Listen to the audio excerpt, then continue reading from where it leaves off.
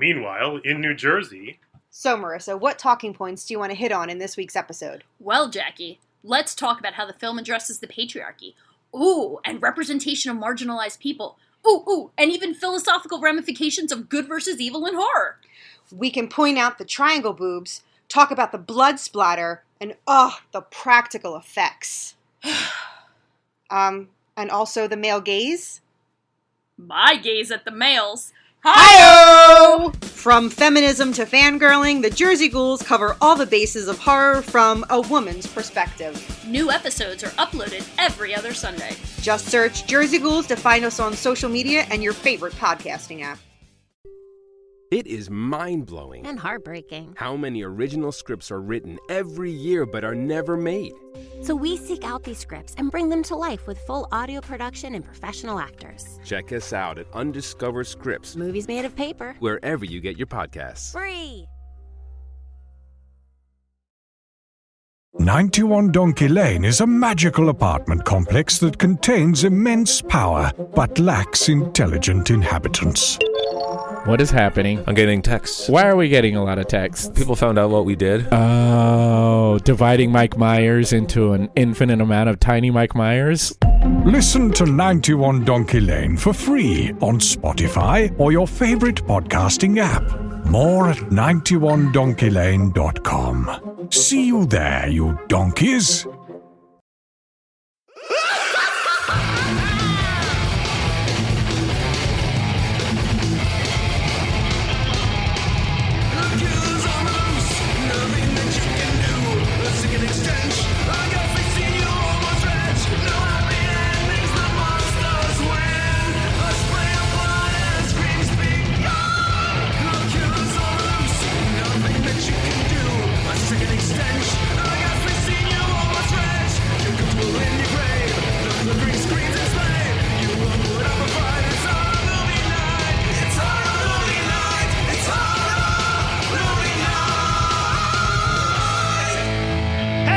We're back with another episode of Horror Movie Night, and it is my favorite time of the year, summertime, because it's the time that I remind people time and time again that you gotta stay out of the goddamn water.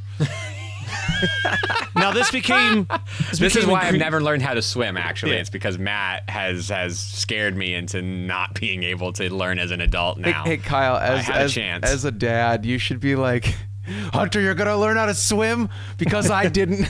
Gonna live vicariously through your kid. He's already asked about Jaws quite a few times, and he sort of does this bastardized version of the theme because, like, it's just crazy how early something like that permeates a child's mind, like something like Jaws. Well, because it's a thing that's real. You know what I mean? Like, yes. It's not an alien. It's like, it's just a shark doing shark shit. It's a shark, and in some senses, you might have to be careful of a shark. Like, there is a world in which you have to be mindful of a shark. It's but not right now. That wasn't my childhood. My childhood was really, literally like, watch out for these imaginary monsters. Yes. So what does that say about me? Well, and speaking of Jaws, real quick, catch me on Monster Rally podcast on the Geekscape Network talking about Jaws 2. Nice. This episode should be out by now. Anyway, yes, every year I try to remind people to stay out of the water. Now, this became increasingly more difficult this year with the anniversary caveat that really limited what I had queued up for year 10. Those will just be the picks for year 11. But this was on my long list. And I said, this will be fun. It's been a hot minute since we did like a sci-fi stop motion monster movie over on Horror Movie Niles. Oh my God, I got our name wrong. Niles. Horror Movie Niles. Hey Matt, all this Jaws talk makes me have to laugh because Jaws is an anniversary this year. I know, but I don't think you would even want us to do Jaws as an episode. I would have been podcast. fine. I think that people would have listened because they're like, oh, this is a movie I know, and we would just ripped jokes. We'll see. I mean, listen. I need no excuses to watch Jaws. Apparently you do need an excuse, but you know what I needed an excuse for was to pull out a Tox Brewing Company Arathron.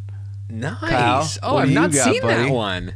Oh, really? It's just got a yeah. giant fucking shark and a pufferfish on the front of it. And I was like, well, this is one that I haven't done on this show yet.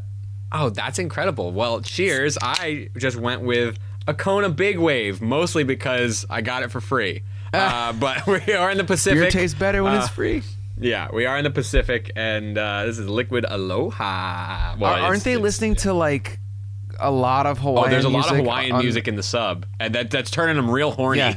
Yeah, We needed to turn that is one of the shit few off. notes that I have is literally them talking about, oh, good old Iron Lung, I think is what he says, and then then he's like, turn off this music, it's getting us in the mood, and I'm like, man, that is the most Navy joke I've ever heard. I have an incredible picture, and it seems to ring true. My grandfather didn't talk about his time in the Navy all that much, but I do have a picture of him shirtless, and his bunk is just covered in topless women.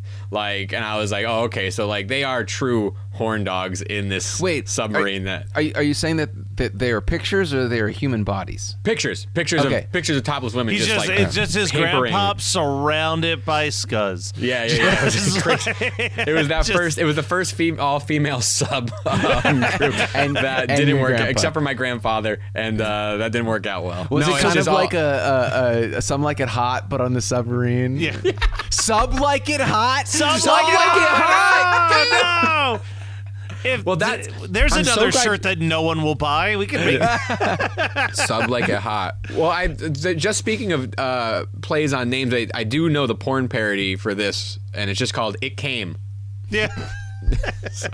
All right. Anyway, cheers to this. Quick question before I dive into the plot summary portion of the show.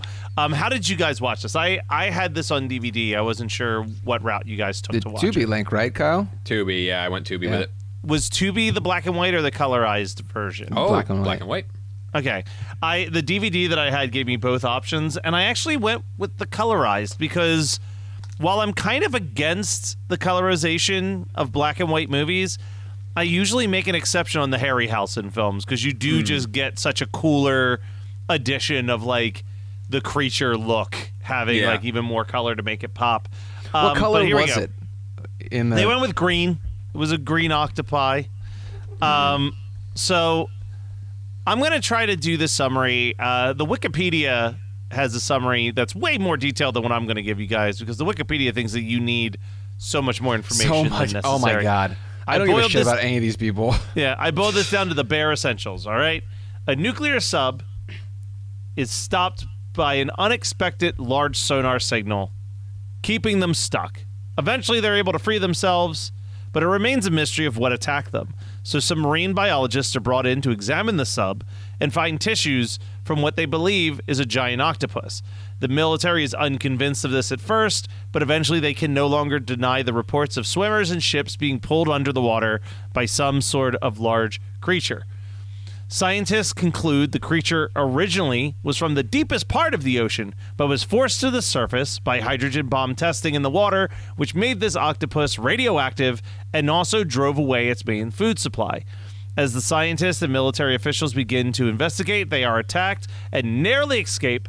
And this is when we get a nice shot of this stop-motion tentacles coming out of the water for the first time. The octopus eventually attacks the Golden Gate Bridge in probably one of the more iconic moments of early sci-fi horror. Yeah. The octopus wreaks havoc across San Francisco, but using flamethrowers, they are able to drive the octopus back to the sea and are able to swim up and place explosives all over its body and then shoot a torpedo at it to blow him up. They really had to do like 10 different things to kill this goddamn octopus at the end of this movie. By the way, I'm watching the very last couple minutes of it in color, and it was literally the last 5 minutes of it as in color, and it looks great. It looks so much better in color. I really wish that I would have watched it in color. Oh well. Yeah, but this is one of those ones where, we talk about this sometimes. There are these classic movies where, Kyle, I feel like you remember this too. We've talked about those tiny little books that you would get at the book fair. Books. Yeah. Not even the orange ones. The orange ones are a whole different beast. These are they're like pocket size. And there's Yes. one called Monsters, and I am positive that a still image similar to what Kyle has behind him of this octopus attacking the bridge was like an image inside the Monsters book that I have examined and looked at many a times in my life. Kyle has ran off and ran back with a pen in mouth, and it looks like he's trying to find the exact page for the people who watch the video version of the show on our Patreon. Yeah, so patreon.com/HMN podcast. This is the book that I recall, and I'm pretty sure there is. Yeah, I'm pretty sure there is a picture of this monster in this book. If not, it is in a different Monsters book that I. Aha! There we go. Yeah, I distinctly remember. Like this was my favorite one of the series, and because it also includes cryptids, so it's not just movie monsters. It's monsters abroad. And I distinctly remember that picture of this octopus. So when you picked this movie, I just remember that still so vividly. I love this book. Now this is one there of those just films. one of those books, or is that a series like the bigger square ones? This that is I'm a familiar series with? of at least 6. I was know. gonna say I think it's only 6. There was ghosts, there was zombies, I don't there have was ghosts. monsters, and I have you have Hunters, one actually. I've never seen. I Hunters, never got the wow. mummies one, but I had the vampires one. Hunter is looking at the werewolves one, and that's upstairs. I remember the amazing. werewolves one, so I never had the Yeah. mummies one, but I had the other 5. Yeah. There was this beautiful moment that like maybe one day it'll come back. This is where I feel hopeful. Is like Scott, I don't know if you also remember this, but it sounds like Kyle does. Those books came out in the 90s. Like there was this point really? in the 90s where everything was like, hey, here's a reminder of how awesome the 50s horror movies were. Like there was a full push of like those orange book covers that we're talking about, these little pocket books. I remember I still have some of them. We've been trying to find the set because I'm sure they're worth a lot of money. My parents misplaced them that were like at Walmart, little animatronic figures of like Frankenstein, Dracula, creature, Wolfman, and Mummy that you would like hit buttons and they would make different noises and like move their arms. They were like yay high, like tiny little guys. But there was this huge 90s push for the Universal stuff and the black and white stuff. They like re-released all the movies on VHS and they had matching VHS box art. And what I'm saying is that I hope that the same way that stuff that was like 40 years old was being like not just represented, but like also like kind of reappreciated by a very specific kid of the of the 90s, that like the stuff that we grew up with will find its way into like the new generation's hands, where they're gonna be like, fuck yeah, Dr. Giggles, like hell yeah, Scream sequels. Yeah, there's an interesting thing to be said. There's like all these sort of like retro action figures that there seems to be an overabundance of. There are Fright Rags is reprinting like trading cards in that way, but I think that the weird thing is that they're all in the same market, right? They're just marketed to pre-existing horror fans. They're like there's not that entry level thing that this feels like this was, at least when we discovered it. And I just don't know. I don't know if it is going to be in a physical form. I hope so, because I think that'd be really fun. But I don't know what that is now for people. Hey, maybe it's something that we got to do. Maybe the immediate follow-up to if we ever finish this horror movie night book is trying to push like a scholastic level kids book about appreciating 80s and 90s slasher movies. Dude, maybe. You're selling it to Kyle already. Maybe.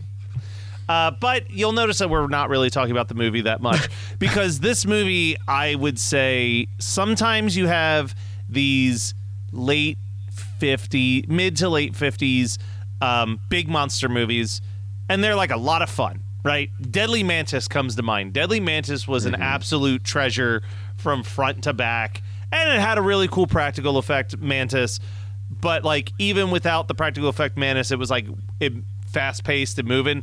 This movie's only really exciting when Ray Harryhausen is like allowed to shine with this octopus. Agreed. And a large chunk of it is like military stuff. And Much military conversation. And I hope And I'm not so stealing much someone's double sexism. feature when I say this, but like another pick of mine from years ago was Reptilicus, that has similar pacing, but like Reptilicus also was way more fun to even watch the human character interaction pieces, even when Reptilicus wasn't on screen.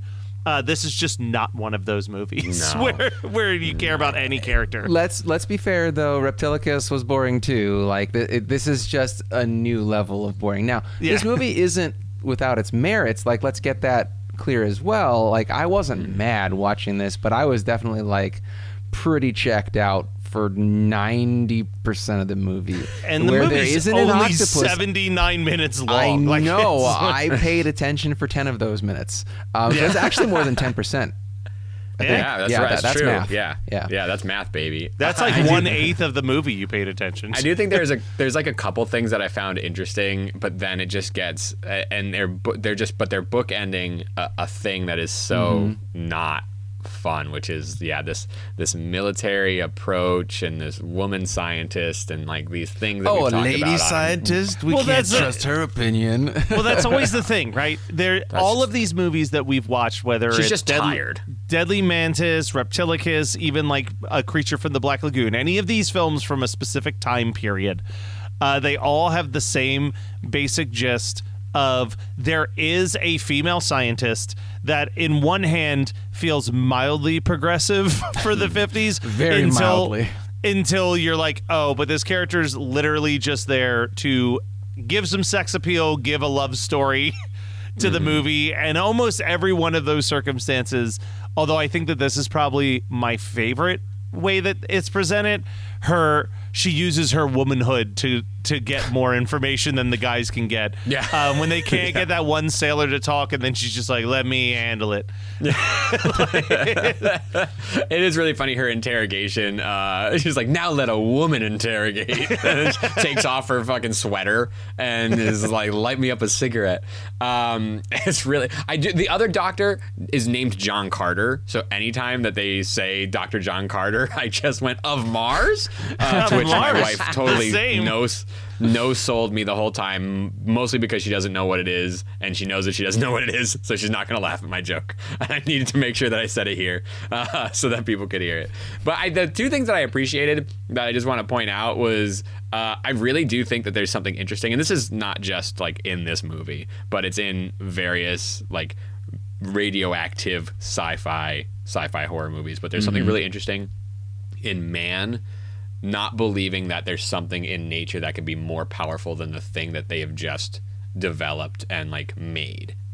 You know, like they're talking about this state-of-the-art nuclear sub, and the narrator who like only helps in the beginning of the movie, maybe the first third, and then we never hear from this narrator ever again. He what pops the hell? up when necessary, and apparently he was not crucial for most of the for the rest of it. It was like, we just need somebody to explain how we get to this point, and then we're good. But there's like this pridefulness and arrogance of man that I think is like really, really fun. And then all I could think about during this last 10 minutes, which is basically, if anybody needs to like is interested in this movie, the last 10 minutes is just truly the best part of it. Is the octopus attacking the Golden Gate Bridge, but all I could think about were the prisoners on Alcatraz just going absolutely ape shit watching this octopus just attack the Golden Gate Bridge. Yeah, I got $10 on him. Now come here, come on! They're trying to like coax it over to take down one of the walls or something. So fucking funny. Yeah, I mean that Golden Gate Bridge attack scene, like especially for like early. I mean, this is still early in cinema using like green screen effects or however it was done. It looks really, really good. Yeah. So, I mean, I all in all, it's worth the watch, but it's definitely worth the watch with like the remote firmly in hand for like some fast forwards or 10-second skip aheads, depending on how you're watching it. Tubi might not be the way to go because Tubi can make an 80-minute movie into a 100-minute movie real fast. Well, unless you're smart like me and you use an ad blocker. So there's that. I know, but I watch on my television set while watching a child, so that doesn't... There's that. doesn't give me that much advantage there. Yeah, this is a weirdly short one. I apologize, but you know what? The movie was weirdly short. Yeah, nothing wrong with that. Meanwhile, in New Jersey... So, Marissa, what talking points do you want to hit on in this week's episode? Well, Jackie, let's talk about how the film addresses the patriarchy. Ooh, and representation of marginalized people. Ooh, and even philosophical ramifications of good versus evil in horror. We can point out the triangle boobs, talk about the blood splatter, and the practical effects. And also the male gaze. My gaze at the males. Hi-yo! From feminism to fangirling, the Jersey Ghouls cover all the bases of horror from a woman's perspective. New episodes are uploaded every other Sunday. Just search Jersey Ghouls to find us on social media and your favorite podcasting app. It is mind-blowing And heartbreaking. how many original scripts are written every year but are never made. So we seek out these scripts and bring them to life with full audio production and professional actors. Check us out at Undiscovered Scripts, Movies made of paper. wherever you get your podcasts. Free! 91 Donkey Lane is a magical apartment complex that contains immense power but lacks intelligent inhabitants. What is happening? I'm getting texts. Why are we getting a lot of texts? People found out what we did. Oh, dividing Mike Myers into an infinite amount of tiny Mike Myers? Listen to 91 Donkey Lane for free on Spotify or your favorite podcasting app. More at 91donkeylane.com. See you there, you donkeys. Meanwhile, in New Jersey... So, Marissa, what talking points do you want to hit on in this week's episode? Well, Jackie, let's talk about how the film addresses the patriarchy. Ooh, and representation of marginalized people. Ooh, and even philosophical ramifications of good versus evil in horror. We can point out the triangle boobs, talk about the blood splatter, and the practical effects. And also the male gaze. My gaze at the males. Hi-yo! From feminism to fangirling, the Jersey Ghouls cover all the bases of horror from a woman's perspective. New episodes are uploaded every other Sunday. Just search Jersey Ghouls to find us on social media and your favorite podcasting app.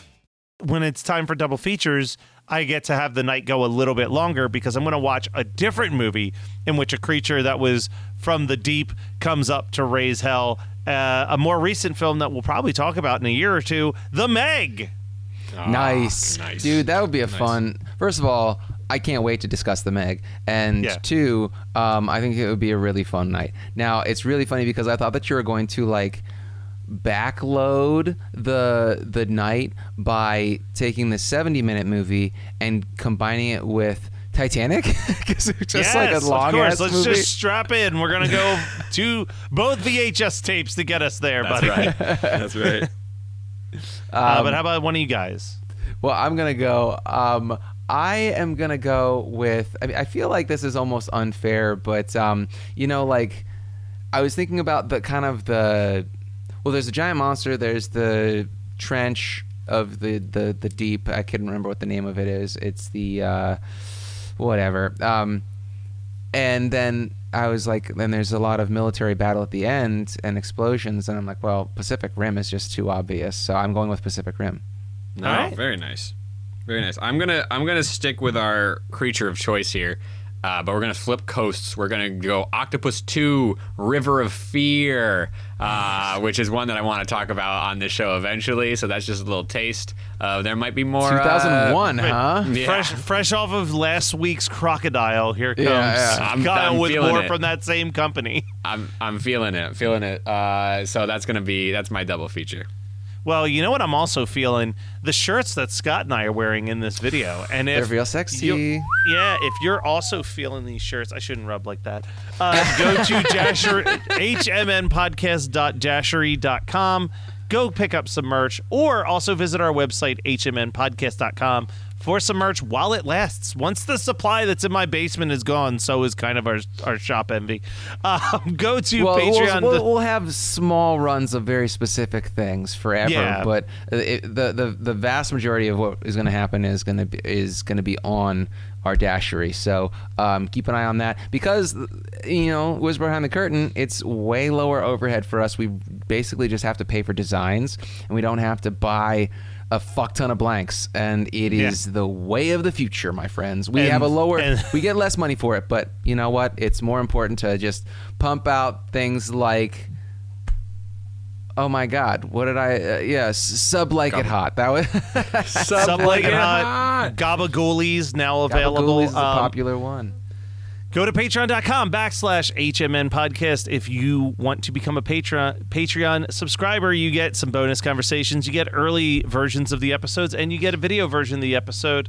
And then lastly, email us at hmnpodcast@gmail.com if you want to join the newsletter. Or I'm going to make this announcement now. Next week is the last week to get in those listener submitted picks. So time is of the essence. Make sure that you let us know that it's an anniversary film, because if it's not, we're not even going to consider it. And now, the final part of the show. What did we watch this week, listen to, etc.? I'm going to go real quick on this one, but I was delighted to find out that The Blackening had dropped on, I believe it was Peacock. And that movie is fun as fuck. So, and I have your Peacock login. Yeah, you I do. will watch it too. So I highly recommend giving The Blackening a watch. It's a very fun, tongue-in-cheek. I think the entire crew and cast is African-American. I'll spoil one joke of the movie that I think really sells the rest of what the movie is about. They are playing it's basically like Saw meets Scream. They're playing black trivia, and if they are not black enough, then they will be taken away and tortured a la Saul. And I got a big laugh out of one of the questions was, name the 4 black characters that appeared on the show Friends. And they name the 4 characters, and then the game master goes, incorrect. The correct answer was, bitch, I don't watch that. I was watching Living Single during that time. I'm like, all right, this really does just like check some boxes for me of like someone who loved Chappelle's Show back in the day and stuff. Like it really captures all of that right humor, and it's just fun. The kills are fun to watch. It's just a good time, and it's 87 minutes or something. So like, checked every Matt Kelly box. Highly recommend. I'll go next, and I'm gonna go with a very quick negative thing and a nice long positive thing. Okay. All right. So I'm just gonna keep it real short with the negative because I'm trying to be positive on this show. I watched Hard Eyes and it fucking sucked. I really hated that watch. I thought that it was so bland, and I thought that it was terrible character design. I hated the twist. I thought that the meet cute shit was so on the nose and terrible. I wanted my hour and a half back. All right, so something that is worth your time is a great book called The Husbands by Holly Gramazio, I think is how you pronounce her last name. And it is not a horror book. It is kind of just speculative fiction. I don't know how you want to call it. The concept is that this woman owns a flat in London. She comes home drunk from her best friend's bachelorette party. They're called hen parties in the UK. And when she comes home, there's a strange man standing in her flat. And she's like, what are you doing? And he goes, honey, are you okay? And so she goes to sleep and she wakes up the next day, and she finds out that she has a husband who came down from the attic. She didn't have even a boyfriend before she came home that night. So it comes to be that she realizes that every time she sends a man, the husband, up the stairs of the attic, a different husband comes down, completely different man. Love this already. and the world changes with it, and then she time continues forward, so it's not a time loop, which I think is a really cool kind of like world building thing about it. So and she's actually not a good person. She's not like a cheater. She's not a bad person. She's like selfish and kind of shitty because like if she doesn't like a husband, she's like, oh, he has a mustache. I don't like a mustache. She sends him right back up. Now they don't die. It's just like basically she's hopping through parallel lives. Sure. And she's going through like thousands of, or I don't know how many men it was, but she went through like all these husbands. She's going through all these husbands, and like Some she keeps for an hour, some she keeps for a week, some she keeps for a month, some she doesn't even talk to. She's just like, go back up the stairs. Really great concept, really fun. I just thought that it was charming. I found out about it. I told Megan to read it. She read it, and she immediately handed it over to me so that we could discuss it. And it was a fun little... I mean, I feel like it had enough humor and it had enough fiction-y, odd... I don't want to call it weird because weird is an entire genre in and of itself. But it had enough odd fiction in it that it scratched the itch for me because I like supernatural shit. I don't like just a regular drama. But it's still at its core kind of like a romantic drama. So anyway, highly recommend it. The Husbands. Love it. Right on. All right. How about you, Kyle? So I watched Quicksilver Highway, which was a made-for-TV anthology by Mick Garris. It's only 2 stories. I picked it up on a DVD sale. I don't remember if it was the FYE sale or something from another like book/movie store that I go to. So I can't remember. Somebody who reads the newsletters will have to tell me. But Quicksilver Highway is one Stephen King story and one Clive Barker story, and it's fine. Mick Garris has this really strange tone when it comes to these things, particularly King. But then to see him like tackle a Clive Barker story was really interesting. What stories did he do? So he had done, and the Clive Barker one was, oh no, it wasn't Sons of Celluloid. What was it called? I mean, because if it was Sons of Celluloid, that would have been. No, shit. It was the one about the mutiny of a doctor's hands and getting the hands. Oh yeah, the body public. Thank you. Yes, yeah, the body. I've seen that, and I didn't even realize that was Mick Garris. It's so Mick funny. Garris. It's made for TV. It's the body politic, and then Chattery Teeth by Stephen King, which is from '92. Chattery Teeth is wow. It's so strange to me. I don't know why it exists. Was it called Quicksilver Highway? Quicksilver Highway. Because I've seen both of those separately. I didn't know that they were one, Mick Garris. 2, I didn't know that they were. I don't even remember seeing them like how I saw them, but that's so funny. Yeah, I have a DVD of it. Christopher Lloyd plays this sort of like narrator character. It's more of just like a point of interest. I don't think that it's not super successful. I think that Mick's approach to Clive Barker is weird, and his approach to Stephen King is successful but weird, and that's a weird story to like bring into the world visually. So I don't know, it's just a curiosity more than anything. I watched it. It's like I gave it 2.5 stars. It's probably more of like a 3-star thing. I don't know, I wanted more from the Clive Barker story, and it wasn't quite there. But there's some, listen, the body politic, at least this version of it, ends with hands all jumping off of a rooftop and killing themselves. Way the story there's goes. this really great sequence of hands just flopping onto the ground in this big dramatic like suicide pact. It's funny. But Christopher Lloyd is a weird person to have as the central like anthology character. I don't know. It's a weird one. Worth checking out if you're into diving into made for TV oddities.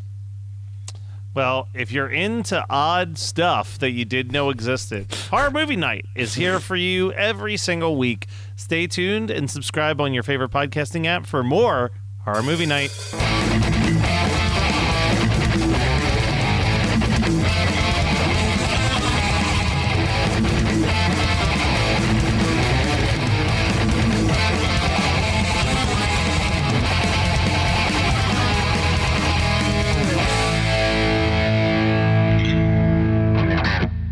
Meanwhile, in New Jersey...